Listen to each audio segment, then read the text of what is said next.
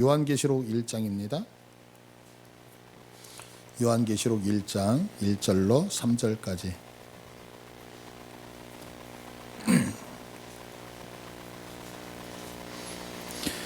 태초부터 있는 생명의 말씀에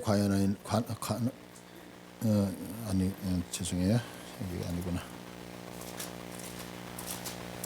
요한계시록 1장 1절. 예수 그리스도의 계시라. 이는 하나님이 그에게 주사 반드시 속히 일어날 일들을 그 종들에게 보이시려고 그의 천사를 그 종 요한에게 보내 알게 하신 것이라.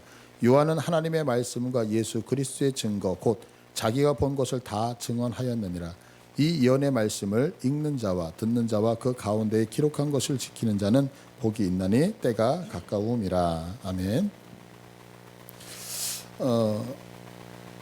제가 신앙생활을 모태신앙으로 했으니까 한 50년 정도 신앙생활을 한 것 같아요. 그런데 50년의 기간 동안에 요한계시록 설교를 들었던 적은 딱 한 번 있어요. 제가 그만큼 교회에서 요한계시록을 잘 설교하지 않죠.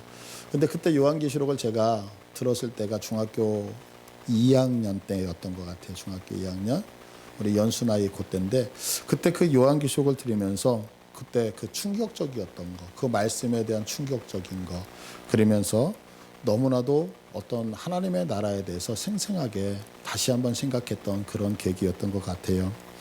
하여간 이렇게 요한계시록을 이제 제가 목회자가 되어져서 강의할 수 있게 되어졌다는 것이 얼마나 감사하고 좋은지 모르겠어요. 그런데 잘 아시는 것처럼 요한계시록은 잘 풀어서 해석을 하면 참 은혜가 어떤 성경보다도 충만하게 넘치는 성경인데, 이 요한계시록은 또 가장 많은 이단을 만들어낸 성경이기도 하거든요.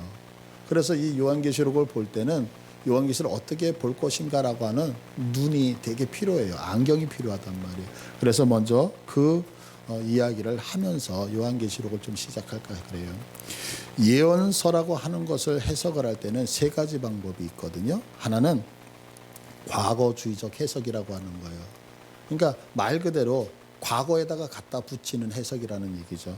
이거는 알카자라고 하는 신부에 의해서 전해진 해석법이거든요. 그래서 성경의 말씀이 주어지잖아요. 그럼 그 성경의 말씀을 과거 역사 속에서 흘러왔던 어떤 시점의 사건으로 갖다가 붙이는 거예요. 그래서 예를 들어서 지금 이 요한계시록을 해석하다 보면 적그리스도가 누구냐라고 하는 부분에 초점을 많이 맞추게 되어져요. 그러면 적그리스도가 누구냐라고 했을 때 과거주의적 해석을 갖고 있는 사람은 옛날 로마 시대 가장 난폭했다라고 하는 네로 황제가 적그리스도다, 이렇게도 해석을 하고요. 또 우리가 다니엘서를 계속해서 배우면서 안티오코스 에피파네스 배웠잖아요. 가장 악랄하게 유대인들을 핍박했던 자잖아요. 그러니까 적그리스도가 누구냐? 바로 안티오코스 에피파네스가 적그리스도다라고 하면서 과거의 인물에다가 초점을 맞춰서 성경을 해석하는 방법이 과거주의적 해석 방법이라는 거예요. 또 한 가지의 방법은 뭐냐면 거꾸로 미래주의적 해석 방법이에요.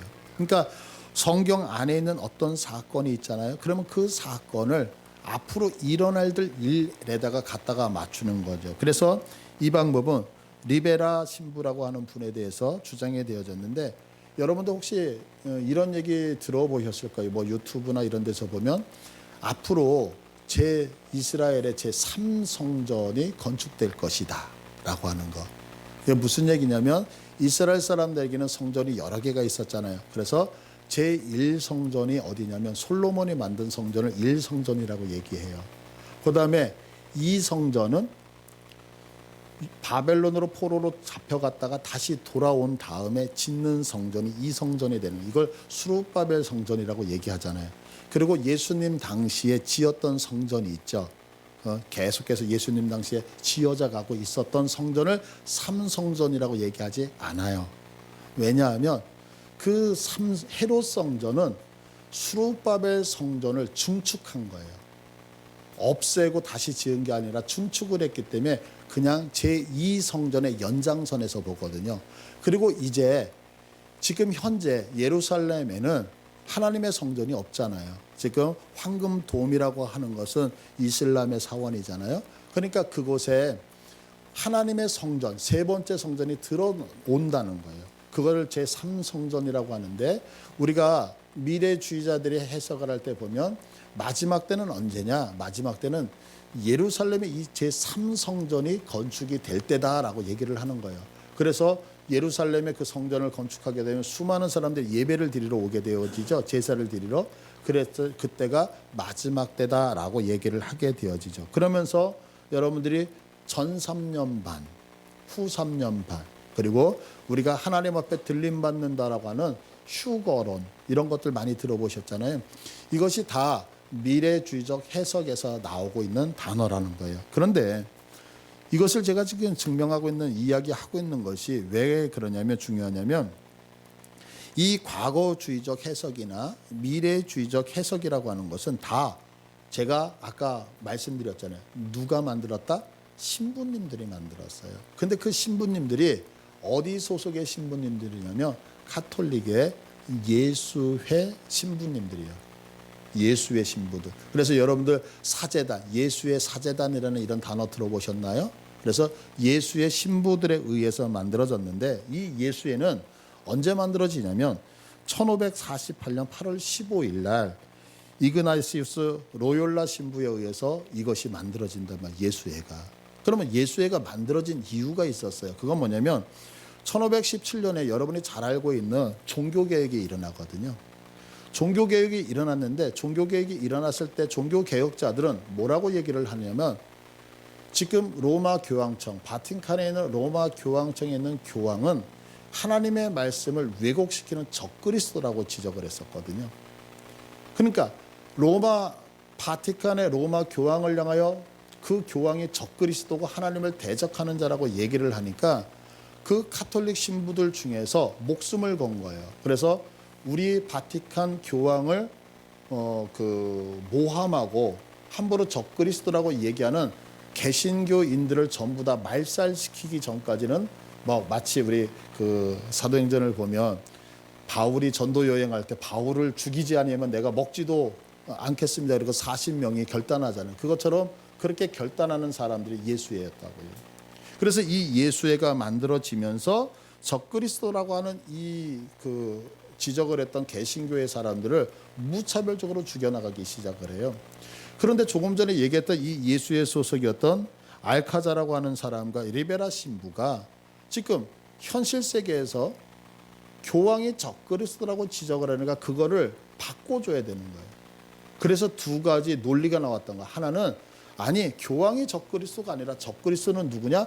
과거의 한 시점에 들어가서 과거의 네로나 과거의 안티오쿠스 에피파네스가 바로 적그리스도다라고 하면서 과거주의적으로 성경을 해석하게 됐던 거예요.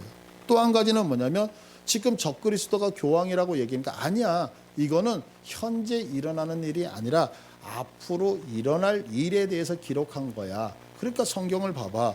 예루살렘에 회복이 오고 제3성전이 이루어지고 7년 대환란이 오고 이러면서 앞으로 일어날 일들에 대해서 성경을 맞춰놓은 거란 말이에요. 그러나 이제 세 번째로 제가 소개하려고 하는 것은 뭐냐면 이런 것들이 아니고 한 가지는 뭐냐면 역사주의적 해석이라고 하는 거예요. 그건 뭐냐면 성경을 해석할 때 그 역사를 따라서 성경을 해석을 한다는 거예요. 이것은 종교 개혁자들, 우리가 잘 알고 있는, 여러분들이 알고 있는 루터 아니면 칼빈, 쯔붕글리 이런 모든 분들은 다 이 역사주의적 해석 방법으로 요한계시록을 해석을 했다고요. 그런데 문제가 생겼어요. 어떤 문제가 생겼느냐면 과거주의적 해석은 그렇게 큰 문제로 대두가 되지 않았는데 이게 유럽에서 시작되어졌는 이 성경 해석법이 미국으로 넘어가게 된 거예요. 미국으로 넘어가면서 신학 노선이 어떻게 생겼냐면 미래주의적 해석이 이름이 바뀌어요. 그래서 여러분들 혹시 신학을 조금 생각하셨던 분들은 세대주의라고 하는 거 들어보셨죠? 미래주의적 해석법이 세대주의라고 하는 해석법으로 이름이 둔갑이 되어지면서 미국 전역의 신학교에 큰 영향력을 끼쳤다고요. 그런데 그 영향력을 끼치면서 미국 교회가 미래주의적, 세대주의적 해석법을 가지고 종말론을 해석을 하고 있을 때에 우리 한국에 계셨던 유명한 목사님들이 미국에 가서 유학 생활을 하다가 들어오시면서 종말론을 이 그 요한계시록을 세대주의적으로 다 배워갖고 들어오신 거예요. 그래서 한국 교회에 세대주의적 해석으로 전부 다 책을 만들고 공부를 가르치기 시작을 했어요. 그래서 여러분들이 요한계시록을 해석을 하면서 요한계시록 딱 유튜브라든가 아니면 서점에 가서 요한계시록 해석이라고 하는 책을 딱 사서 보시면 거의 90% 이상이 90% 이상이 다 세대주의적 해석법으로 되어져 있어요. 그러니까 여기도 세대주의로 돼 있고 저기도 세대주의로 다 세대주의를 얘기를 하다 보니까 사실은 예전에 종교개혁자들이 이야기했던 역사주의적 성경 해석법을 지금은 거의 한국에서는 찾아볼 수가 없는 거예요. 그래서 제가 다니엘서를 공부할 때나 지금 요한계시록을 공부하면서 유튜브나 이런 자료들을 보면서 너무 힘들었던 것이 뭐냐면 분명히 역사주의적 해석법으로 해석을 해야 돼. 역사주의적 해석법이 없다는 거예요. 자료가. 이게 없어요. 그러다 보니까 여러분들 머릿속에도 어떤 것이 있느냐면 이렇게 여러분의 머릿속에 지금 고정되어져 있다고요. 자, 예수님이 어느 날 공중에 재림을 하셔요. 공중에 재림을 하실 때 우리들 이 땅에서 예수 믿고 살아가는 사람들은 전부 다 들림받는 휴거가 일어나고요. 또한 죽었던 자들이 일어나서 휴거받게 되어지고 그러고 나서 7년 대환란이 이 땅에서 시작되어지면서 유대인의 때가 시작이 되어지다가 나중에 7년이 지난 다음에 예수님이 다시 지상으로 재림을 하시죠. 그리고 1000년 동안 천년 왕국이라고 하는 왕국이 시작되어져 있다가 1000년 동안 우리가 하나님과 함께 이 땅에서 왕노릇하다가 백보자의 심판때가 이루어질 때 두 번째 부활이 일어나서 죽었던 자가 다 일어나서 예수 믿었던 사람은 천국으로 믿지 않았던 사람은 지옥으로 들어간다라고 하는 것을 여러분들이 알게 모르게 다 입력이 되어져 있어요. 이게 뭐냐면 세대주의적 해석 방법에서 나왔기 때문에 그런 거예요. 그러니까 사실 우리 일반 개신교 성도들도 또한 개신교의 목사님들도 웬만큼 이 성경을 공부했다라고 하신다면 다 무슨 해석법을 따른다? 세대주의적 해석법을 따르고 있단 말이에요. 그러나 사실은 성경은 그렇게 얘기를 하지 않고 있어요. 그래서 이 성경을 들으면서 혹 여러분들에게 목사님이 지금 설교하는 내용이 뭔가 내가 알고 있는 거 부딪힐 수도 있을 수 있어요. 왜냐하면 세대주의가 너무나도 많이 깔려져 있기 때문에 그래요. 그때 여러분들이 그것이 맞다 그르다의 문제가 아니라 지금 저는 창세기서부터 요한계시록까지 한 가지의 방향으로 가고 있다는 것을 여러분들이 아셔서 여러분의 생각들을 바꿔내시면서 정말 그런가 아닌가를 확인하시면서 여러분이 신앙생활을 좀 확인하셨으면 좋겠다라는 생각이 듭니다. 이건 날로 한번 확인해 보세요. 되게 추운 것 같은데. 자, 오늘 그러면 우리들에게 들어와 있는 이런 해석법들을 유의하면서 계시록을 한번 살펴보도록 할게요. 자, 1절을 보겠습니다. 1절을 보시면 예수 그리스도의 계시다라고 얘기를 하고 있죠. 계시. 자, 계시라고 하는 것은 뭐냐면 아포칼리시스라고 해요. 그래서 이 단어의 의미는 폭로시키다, 덮개를 벗기다, 드러내다라고 하는 얘기예요. 이게 뭐냐면 자, 어떤 내용물이 제 이렇게 손안에 있는 거예요. 자, 이렇게 손안에 있으면 여러분들 이 손안에 있는 것들을 지금 아실 수 있어요, 없어요? 없죠. 왜냐하면 감추어져 있기 때문이죠. 그런데 제가 어느 순간에 이 감추어져 있는 거를 탁 열어 보이면 어때요? 열어 보인 만큼 열어보면 뭔가 있구나라고 금방 아실 수 있죠. 이게 계시라는 단어예요. 그러니까 계시라고 하는 단어는 보자기로 덮여져 있는데 보자기를 탁 벗겨버리면 벗겨진 만큼 우리가 볼 수 있잖아요. 그러니까 지금 성경은 무슨 얘기를 하냐면 예수님의 계시다, 예수님이 보여주셨다는 거예요. 이게 그러면 예수님이 보여주셨다라고 하는 이 말은 어떤 의미를 갖고 있어요? 예수님이 보여주지 아니하면 알 수 없다는 얘기죠. 그런데 보여주셨어요. 그러면서 오늘 성경 1절에 예수 그리스도의 계시라라고 얘기하는데 그러면 예수님이 보여주신 것이 뭐냐라고 하는 거죠. 도대체 예수님은 어떤 걸 계시하셨을까요? 그건 세 가지를 계시하셨어요. 첫 번째는 뭐냐면 지금 예수님이 지금까지 무엇을 해오셨느냐는 거예요. 두 번째는 예수님이 지금 현재 무엇을 하고 계시냐는 거예요. 그리고 또 한 가지 마지막은 앞으로 예수님은 무엇을 하실 것인지를 우리들에게 보여주셨단 말이에요. 그러니까 예수님이 보여주셨는데 당신이 지금까지 해오셨던 일, 지금 하고 있는 일, 앞으로 어떤 일을 하실 것인지를 우리에게 보여주셨어요. 자, 그러면 이 세 가지를 한번 살펴볼게요. 첫 번째는 뭐냐면 지금까지 예수님께서 무엇을 하셨느냐라고 하면 예수님은 딱 한 가지 일만 하셔요. 딱 한 가지. 그게 뭐냐면 생명 살리는 일만 하시는 거예요.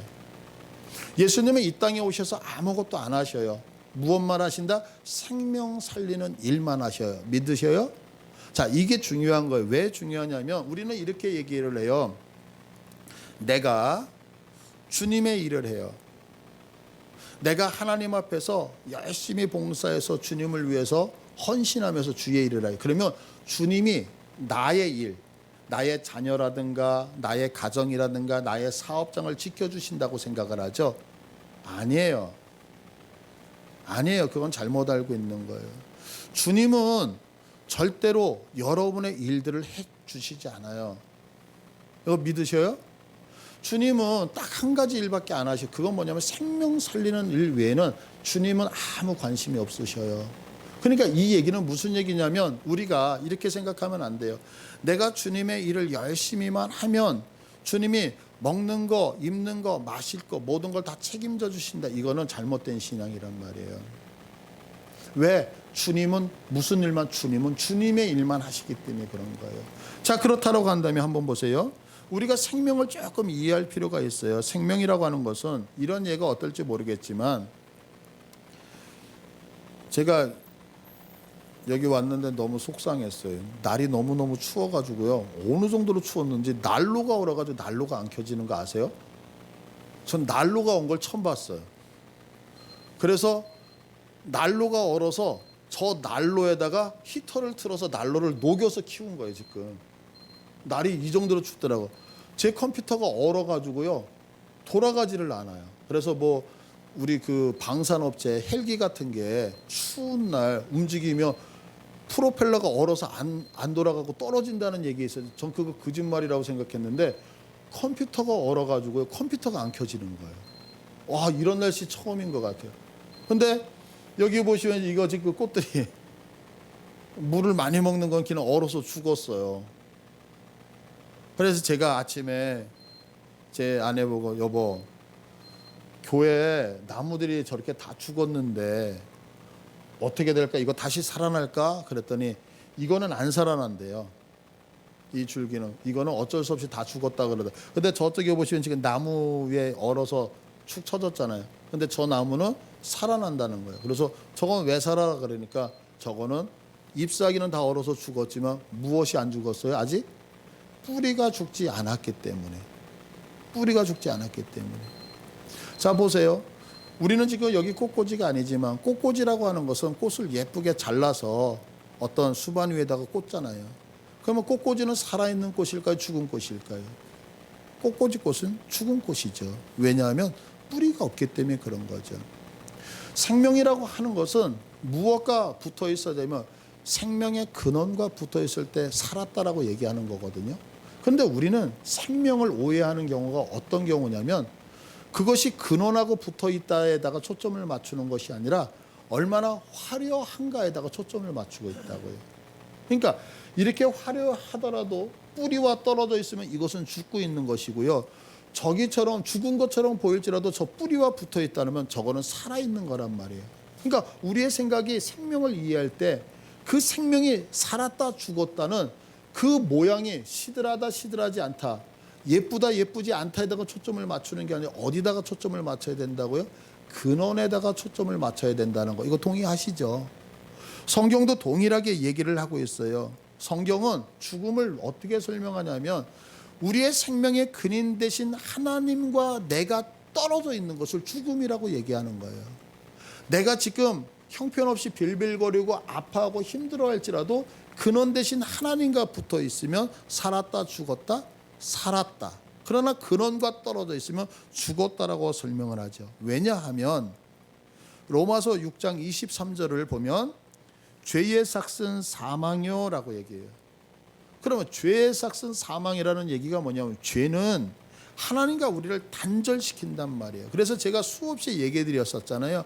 하나님은 모든 것을 하실 수 있는 분이 아니라 뜻하신 바를 하신다. 왜? 죄의 문제가 있기 때문에. 그러니까 죄가 들어오면 하나님은 어떤 경우에도 개입하지 아니하신다는 거죠. 그러면 인간이 죄를 지었어요. 죄를 지면 하나님과 근원과 떨어져 있기 때문에 죄 지은 자는 다 죽었다라고 성경은 이야기할 수밖에 없다는 거죠. 성경은 이것을 증명하고 있는데, 자, 아담의 족보로 가는 창세기 5장을 한번 볼게요. 창세기 5장 5절. 창세기 5장 5절을 한번 보시면, 그는 930세를 살고 죽었더라. 셋은 105세에 에노스를 낳았고, 에노스를 낳은 후 807년을 지내며 자녀를 낳았으며 그는 912세를 살고 죽었더라. 자, 이제 제가 성경을 읽는데 보세요. 단어 두 가지만 찾으세요. 구절을 보시면 낳았고, 낳았어요. 낳는데요. 계속해서 11절을 보시면 11절에 죽었더라. 12절을 보시면 낳았고, 14절을 보시면 죽었더라. 15절을 보시면 낳았고, 17절을 보면 죽었더라. 18절을 보면 낳았고, 19절을 보면 낳았으며, 20절을 보면 죽었더라. 이상한 족보예요. 분명히 이 족보를 보면 우리가 잘 알다시피 무드셀라 같은 거는 969년을 살거든요. 근데 성경은 그가 969년을 살다 죽었더라라고 얘기를 해요. 그럼 왜 죽느냐? 900년을 살았는데 산 것이 아니라는 거예요. 무엇과 잘못돼? 근원과 잘못되어 떨어져 있기 때문에. 그런데 우리가 잘 알다시피 마태복음 1장에 나오는 족보를 보면 이상한 단어가 나와요. 마태복음 1장으로 넘어와 보세요. 마태복음 1장. 아브라함과 다윗의 자손 예수 그리스도의 계보라. 아브라함이 이삭을 낳고, 이삭은 야곱을 낳고, 야곱은 유다와 그의 형제를 낳고, 유다는 다말에게서 베레스와 세레를 낳고, 베레스는 헤스란을 낳고, 헤스란은 람을 낳고, 람은 아미나답을 낳고, 아미나답은 나손을 낳고, 나손은 살몬을 낳고, 살몬은 라합에게서 보아스를 낳고, 보아스는 룻에게서 오벳을 낳고, 오벳은 이세를 낳고, 이세는 다윗을 낳으니라. 아까 창세기 5장하고 뭐가 다르죠? 창세기 5장은요, 낳고 죽었더라, 낳고 죽었더라, 낳고 죽었더라 그래요. 왜 죽죠? 근원과 끊어져 있기 때문에 969년을 살아도 그는 다 죽는 거예요. 그런데 마태복음 1장의 족보는 전혀 틀려요. 낳고 왜 낳고 그러죠?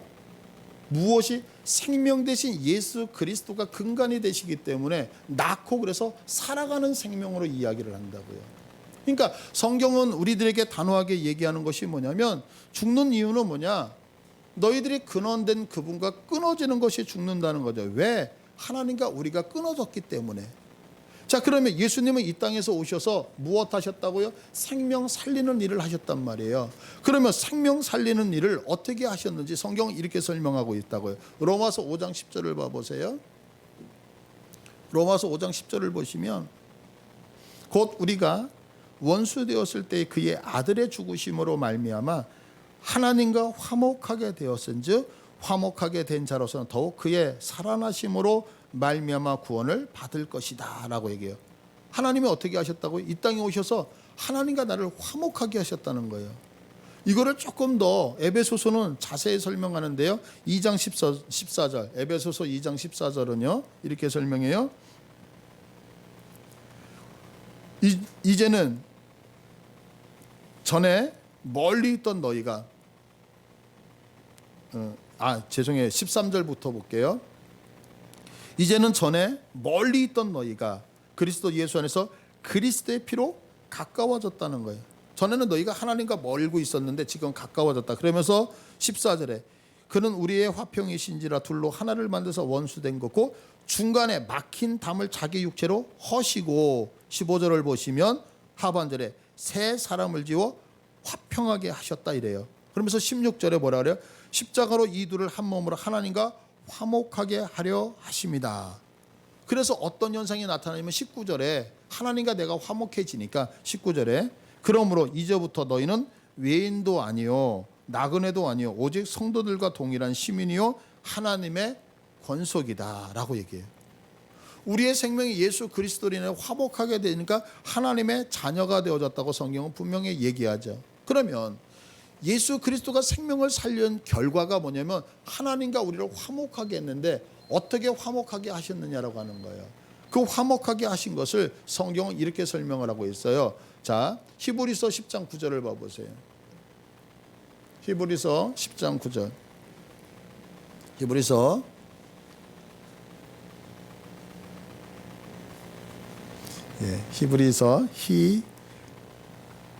10장 9절.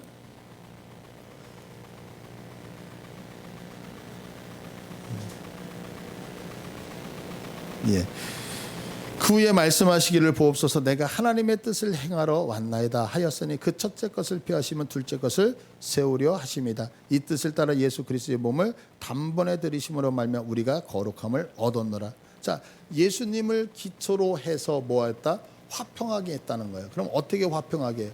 예수님이 첫 것이 뭐예요? 율법이잖아요. 율법. 그 율법을 뭐 하셨어요? 그 앞절의 구절을 한번 보여주세요. 그 후에 말씀해 보시옵소서 내가 하나님의 뜻을 행하러 왔다 하셨으니 첫째 것을 폐하시면 둘째 것을 세우려 하십니다.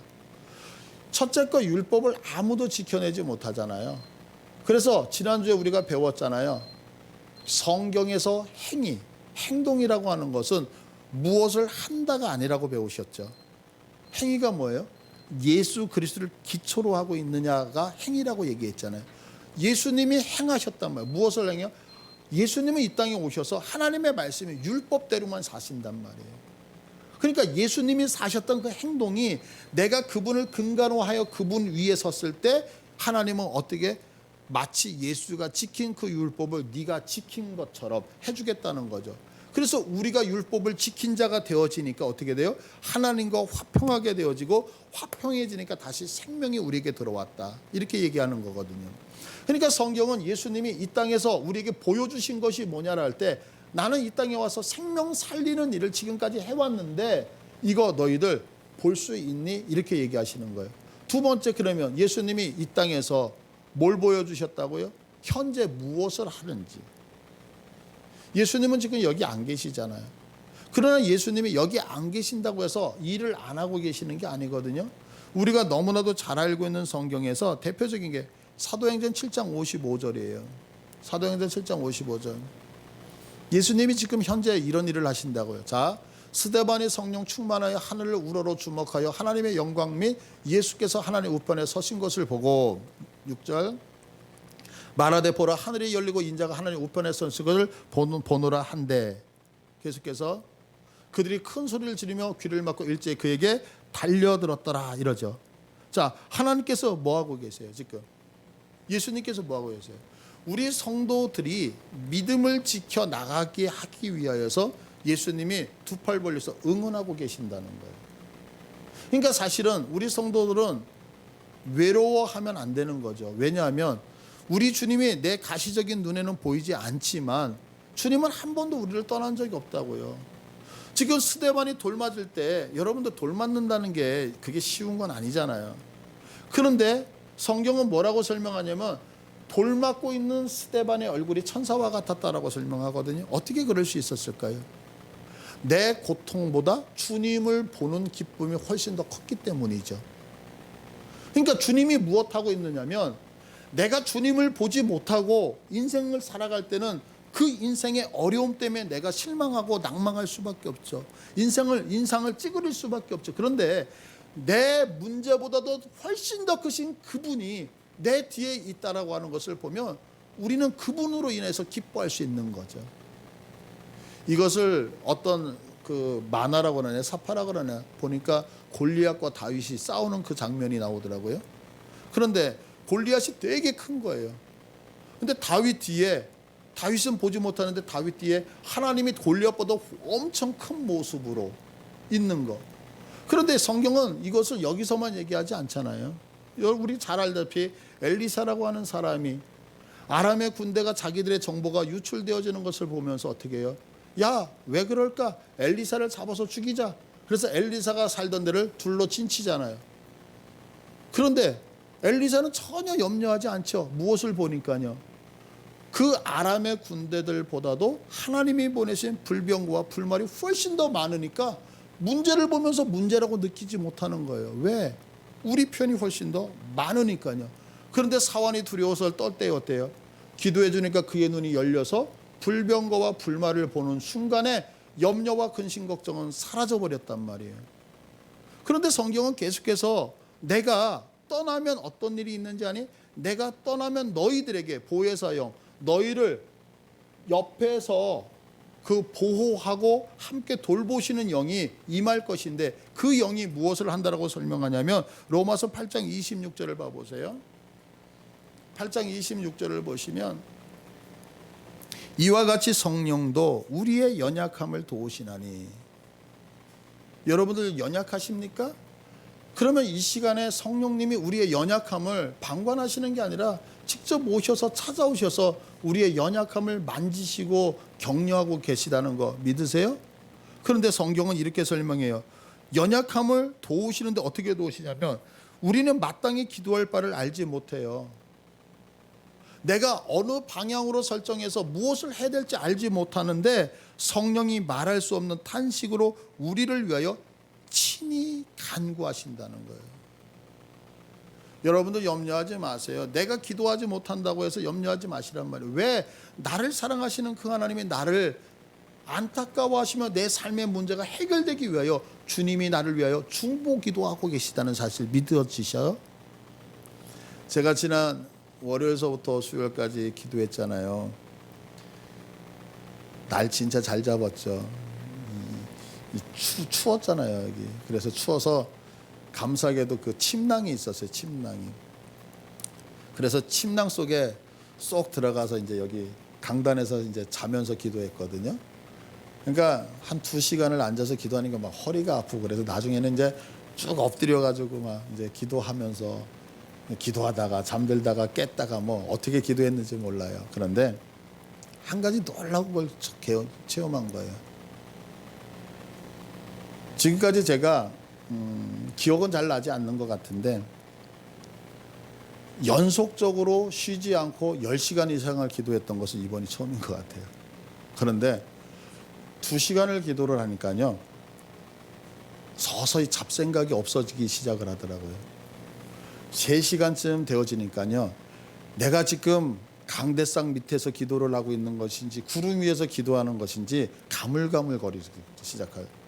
4시간이 넘어가니까요 그 다음서부터 내 몸이 날개를 단 것처럼 창공 위를 날아다니기 시작을 하는 거예요. 5시간 이상을 기도하니까 그 다음서부터는요 하늘이 열려서 내가 보고 싶은 걸 전부 다 보는 거예요. 놀라운 경험을 했어요. 제가 그래서 하나님 앞에 그래서 하나님 제가 한 달에 한 번씩 할게요. 그래서 제가 2월달 1, 2, 3을 다시 작정을 했거든요. 왜냐하면 10시간 이상 기도를 하는데 내가 그래서 성경에서 이런 표현이 있잖아요. 내가 이곳에 있는지 저곳에 있는지 분간을 못하는 그 황홀한 그 속으로 들어가는데요. 염려, 근심, 걱정 하나도 없는 거예요. 왜? 내가 원하는 걸 모든 걸 다 하늘나라에서 전부 다 이루고 있으니까요. 그 체험을 하면서 하늘이 열린다는 것이 무엇인지를 한번 경험을 했고요. 하나님과 동행한다는 것이 무엇인지를 경험을 했던 시간이었어요. 얼마나 행복했는지 몰라요. 지금 주님이 내가 눈이 감겨서 주님이 내 옆에서 기도해 주시는 걸 모르기 때문에 그렇지 사실은 우리 주님이 나를 위해서 탄식하시며 기도하시고 나보다 더 열심히 기도하신다는 것이 있다면 모든 염려 근심 걱정 없더라는 거죠. 이것이 지금 우리 주님이 나를 위해서 하고 계시는 것, 이것을 지금 계시로 열어 보여주셨다는 거예요. 세 번째는 뭐냐면 우리가 다 아는 것처럼 이제 예수님께서는 우리들의 심판주로 모든 것을 판단하시는 왕으로 온다는 거죠. 그러면 심판주로 오신다는 얘기가 왜 중요하냐면 우리는 인생을 살다 보면 너무 힘들 때가 많거든요. 그런데 내가 지금 힘든 걸 견디는 이유는 마지막에 하나님이 나를 축복하시고 보상해 주실 것이라고 하는 소망이 있기 때문에 참는 거 아니에요? 만약에 그것이 없다라고 한다면 얼마나 억울해요. 그런데 우리가 인생을 살면서 억울해하지 않는 것은 뭐냐면 내가 지금 힘들지라도 하나님이 더 큰 것으로 보상하실 것이라는 심판주 하나님을 믿기 때문이잖아요. 근데 성경은 분명하게 얘기하거든요. 요한계시록 20장 12절을 보면, 요한계시록 20장 12절을 보면, 또 내가 보니 죽은 자들이 큰 자나 작은 자나 그 보좌 앞에 서 있는데 책들이 펴 있고 또 다른 책이 펴졌으니 곧 생명책이라. 죽은 자들이 자기 행위를 따라 책들에 기록된 대로 심판을 받더라. 그러니까 우리가 주님 앞에서 했던 모든 행동들, 그것들은 하나도 외면되지 않고 마지막 날 하나님이 다 끄집어내서 그거에 대해서 보상을 해주신다는, 얼마나 값져요. 얼마나 값져요. 직장 다니시는 분들의 기쁨이 뭐예요? 연말에 보너스 받는 거잖아요. 왜? 내가 일한 만큼의 성과가 나올 때 그거 기대하잖아요. 하나님이 마지막에 이것을 해주시겠다는 거죠. 그러니까 지금 요한계시록은 예수님이 지금까지 해오셨던 일, 지금 하고 계신 일, 앞으로 하실 일이 무엇인지 우리에게 보여주는 예수의 계시가 적혀져 있는 책이라는 거죠. 그런데 이렇게 이야기하시면서 3절에, 오늘 본문 1장 3절을 봐보세요. 1장 3절을 보시면, 자, 다 같이 읽을까요? 시작. 이 예언의 말씀을 읽는 자, 듣는 자와 그 가운데 기록한 것을 지키는 자는 복이 있나니 때가 가까움이다 라고 얘기해요. 자, 말씀을 읽는 자, 듣는 자, 그 가운데 기록한 것을 지키는 자, 이게 무슨 얘기냐면, 지금 이 시대, 이 성경이 기록되던 시대는 오늘날과 같은 인쇄술이 발달된 시대가 아니잖아요. 그러면 이때는 다 파피루스에 이렇게 필사를 해가지고 한 지역에 성경 한 권이 있으면 많이 있는 거죠. 또한 그때는 문명률이 낮잖아요. 그러니까 모든 사람이 다 글을 읽을 수 있는 게 아니란 말이에요. 그러니까 우리와 같이 이렇게 함께하는 교회 예배당, 옛날엔 예배당이 아니라 가정이죠. 그럼 이런 예배당이면 예배당의 성경이 딱 한 권밖에 없는 거예요. 근데 문제는 글씨를 아는 사람도 누구밖에 몰라? 한 사람 정도밖에 몰라. 그러면 목사라고 하는 사람이, 아니면 그 중에 글씨를 아는 사람이 그 두루마리를 딱 펴서 읽어주는 거죠. 뭐라고 읽어요? 우리가 금방 읽었던 것처럼 성경 본문을 봉독을 하잖아요. 그것처럼 읽어주는 거예요. 자, 제가 오늘 여러분들에게 성경을 읽어드리겠습니다. 요한계시록 1장 1절입니다. 이 예언의 말씀을 읽는 자와 듣는 자와 그 가운데 기록한 것을 지키는 자는 복이 있나니 때가 가까움이다. 그러면 제가 지금 읽었어요. 그럼 여러분들을 들을 때 성경책이 있어요, 없어요? 없어요. 오직 성경책은 여기 와서만 볼 수 있는. 그러면 귀를 쫑긋해서 집중해서 들을 거 아니에요. 그리고 그 말씀을, 그래, 이 예언의 말씀을 내가 들은 대로 지키면서 집에 가서 행해야지라고 하면서 결단하면서 간단 말이에요. 이것이 뭐예요?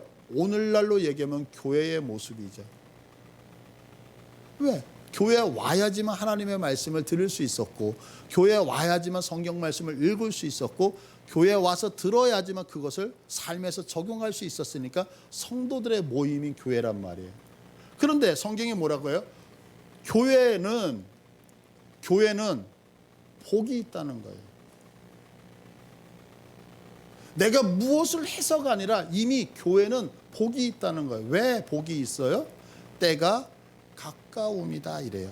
때가 가까움이다. 자, 보세요. 우리가 먼저 번에 봤던 다니엘서 12장을 한번 볼게요. 다니엘서 12장을 보시면 12장 9절, 다니엘서 12장 9절 다 같이 읽을게. 시작. 그가 이르되 다니엘아 갈지어다. 이 말은 마지막 때까지 간수하고 봉함할 것임이니라.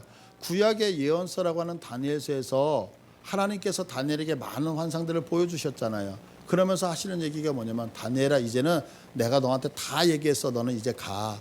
그러면서 하시는 얘기가 뭐냐면, 이 말, 내가 지금까지 너한테 보여줬던 거, 그 보여줬던 게 뭐예요? 예수님에 관한 이야기들이었잖아요.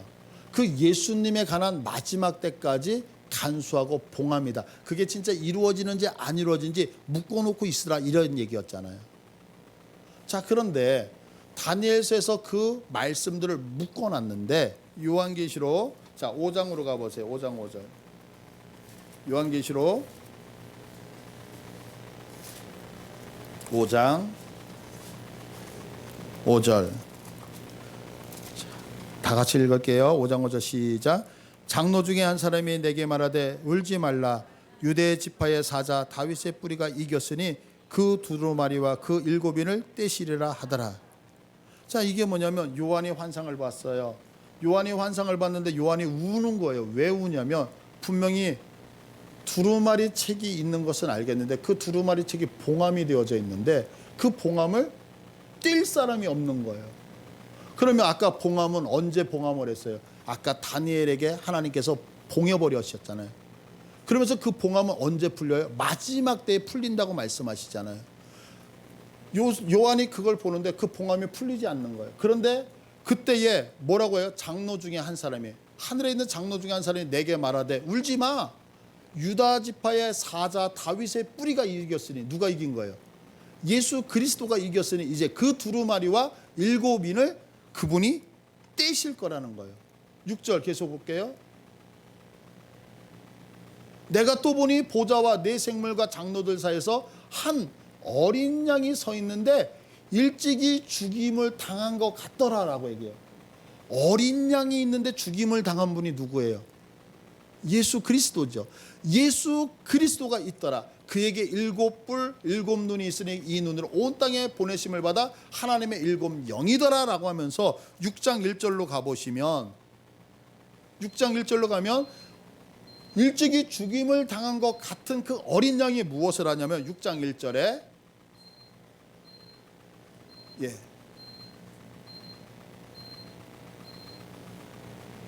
요한계시록 6장 1절, 내가 보면 어린 양이, 예수님이 일곱 인 중에 하나를 떼시는데 그때 내가 드리니 네 생물 중에 하나가 우레소리같이 말해 오라 하기로. 지금 예수님이 뭐 하셔요? 봉인되어져 있는 걸 떼기 시작하셨단 말이에요. 자, 다시 본문으로 돌아와서 교회가 하나님의 말씀을 듣고 지키는 자가 왜 복되냐면, 교회가 왜 복되냐면 봉인되어져 있는 하나님의 말씀이 지금 열렸단 말이에요. 우리가 요한계시록을 보면서 아까 제가 말씀드렸었잖아요. 세 가지 해석법이 있다 그랬잖아요. 첫째가 뭐예요? 과거. 두 번째가 뭐예요? 미래. 하나는 역사. 우리는 자꾸 종말 그러면 무슨 생각을 하냐면 앞으로 일어날 미래의 일이라고 얘기하고 있는데 성경은 그렇게 얘기하지 않죠. 지금 뭐라고 얘기해요? 예수 그리스도가 죽으심을 통하여서, 예수가 죽으니까 그때부터 종말이 되어져서 뭐예요? 봉인되어져 있는 것이 열려졌단 말이에요. 그래서 예수님이 그동안 해오셨던 거, 지금 우리들에게 하고 있는 거, 앞으로 하실 일, 그게 뭐냐면 너희들 믿음 지키고 있는 것들 너희들 응원하며 마지막 내가 심판주로 오고 있다라고 말씀하고 있는데, 이것을 깨달은 교회들은 복되도다, 이렇게 오늘 성경 말씀을 하고 있는 거예요. 교회가 왜 복되냐면 교회는 미래를 알 수 있기 때문에 그래요. 교회가 왜 복되냐면 교회는 하나님이 운영하시는 이 세상 알파와 오메가가 어디를 향하여 흘러가는지를 미리 알기 때문에 그런 거예요. 자, 여러분들 내비게이션 많이 이용하시죠? 내비게이션을 이용하는 이유가 뭘까요? 길을 잘 안내해주기 때문이죠. 우리의 인생이 어디로 가야 될지 모를 때에, 방황하고 있을 때 하나님이 그 길을 안내해 주신다면 그 안내를 받고 있는 사람은 복된 인생이잖아요. 바로 성경은 우리들에게 그렇게 말씀하고 있는 거예요. 너희들 내가 봉인되어진 것을 풀었는데 그 봉인된 걸 푸는 것을 받은 교회들이여 너희는 참 복되도다 라고 하면서 이제 다음 주서부터 보편적으로 있었던 가장 큰 제국 안에 있었던 7개의 교회를 향하여서 하나님께서 이제 실질적으로 말씀하시기 시작한단 말이에요. 자, 마지막으로 말씀을 맺으면서 말씀을 드릴게요. 여러분, 말씀을 간직하고 있는 것은 너무너무 복된 거예요. 그런데 이제 이 말씀이 우리에게는 너무 흔한 말씀이 돼버렸어요. 그러다 보니까 이 말씀이 우리들을 흥분시키지 않는단 말이에요. 우리가 금덩이에 놀라는 이유는 금이 희귀하기 때문이잖아요. 성경이 처음에 기록되어질 때는 성경이 한 지역에 하나도 있을까 말까였기 때문에 이 성경 말씀을 너무너무 사모했는데, 지금은 그러지 않으니까 성경 말씀을 너무 등한히 하는 것이 아닌가라는 생각이 들어요. 그러나 성경은 분명히 말씀하고 있어요. 이 말씀을 귀하게 여기며 하나님의 말씀을 간직한 교회들은 복되도다. 왜?